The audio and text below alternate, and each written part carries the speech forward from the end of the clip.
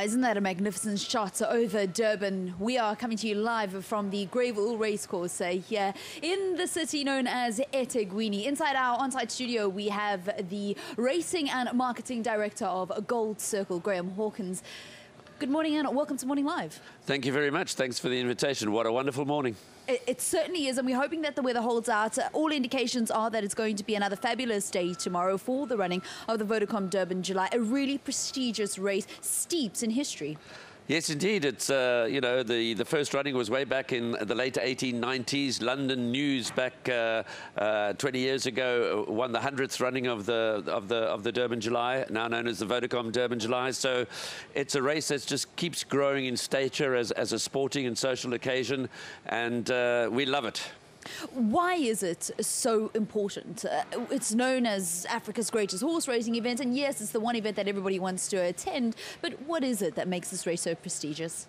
Well, I think from the horse racing perspective, as I said earlier, it's the holy grail of South African racing. It's the one race that every jockey, every trainer, every owner, every breeder wants to win. And it's become an international event now. We've got horses from around the world that come here to compete, and our race is shown to 40 countries around the world. So the Vodacom Durban July has become a truly international event, and it's been embraced now by the entire country. It's the one time of the year where the Rainbow Nation comes together in a spirit of goodwill just to have a party. That they certainly do. And at 20 past 4, all the horses are going to be getting underway tomorrow at that hour, at that time, for the Vodacom Durban July. Who are your favourites? You mentioned some of the internationals. We've got a couple of Australian horses that are also in the field. Who are your favourites? Well, I'm going for a bit of an outsider. My top choice as an each-way bet is number 15, Power King. He's trained by Dean Caname, who's no stranger to winning the race for Lady Laidlaw. So I think he's very well weighted as a 4-year-old, very game, very consistent. So I think you'll get a good run out of him. But it's a tough race. 18 of the best horses in the country come together. I guess the sentimental choice would be Wiley Hall. Victory was taken away from him last year, so a lot of people from a good draw will be on Wiley Hall. Nice to have Chad Schofield riding the Australian horse, the Conglomerate. Chad is Glyn Schofield's son. Glyn grew up in South Africa. Chad started riding in Australia. Nice to have him back. Oh, wow, fabulous. Do you want to tell us a little bit about some of the international horses that will be racing in race number 7, the main event, the Vodacom Durban July, and also why they have now come to partake in this race? Well, these horses, of course, are bought by around the world at various sales, and Majmu, of course, is probably heads up the international challenge here. Brilliant filly. She's a 3-year-old. She was champion 2-year-old filly. She was bred in Australia by one of their great stallions, Redoubt's Choice, to be ridden by Anthony Delpeche from Mike de Kock. For many, she's got too much weight for a 3-year-old filly to be effective, and she's yet to prove herself over 2,200 metres, but she's amongst the best that Mike de Kock's ever trained. The old man of the race, Gold Onyx, is a 7-year-old. He won a Grade 1 here on Vodacom Durban July Day as a 2-year-old. He's from New Zealand, and he loves Gravel. So he's a 100-to-1 outsider. Wow. He's the old man. He's got a beard. But he knows his way around Gravel, and he could certainly run into the money.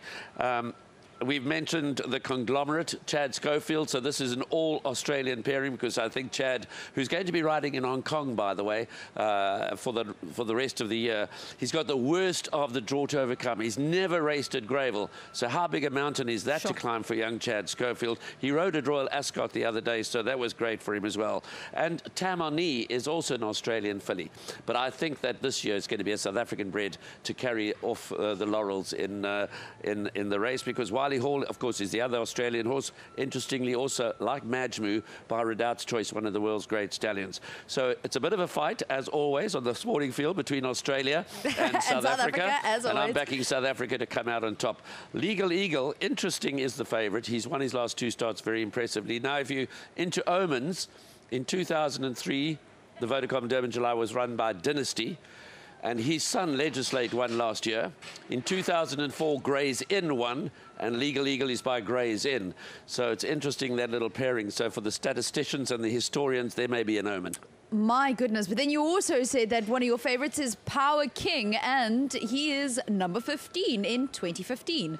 Yes, I'm not a numbers man. I really like Power King for Power King's sake, but I guess it doesn't help that his number doesn't do any harm that he's number 15 in the 2015 running of the race. Lovely stuff. I mean, what a great a preview to tomorrow's Vodacom Durban July, and definitely getting some wonderful tips from Graeme Hawkins. Thank you very much for chatting to us here in our on-site studio. I know we're going to be chatting to you a little bit more tomorrow. Speaking about tomorrow, there is lots coming your way when it comes to SABC, because the Vodacom Durban July is in association with the South African Broadcasting Corporation this year. On SABC 3, we're going to be having from 12 o'clock regular crossings, but the main event is happening, or the main broadcast rather, is happening from 2:30 right up until 5 o'clock. And then, of course, we're going to be having 2 races live. That is race number 6 and race number 7. Race number 7 is the Vodacom Durban July at 4:20. But you want to tune in from 2:30. That's how we conclude our crossings here from Durban for this Friday morning.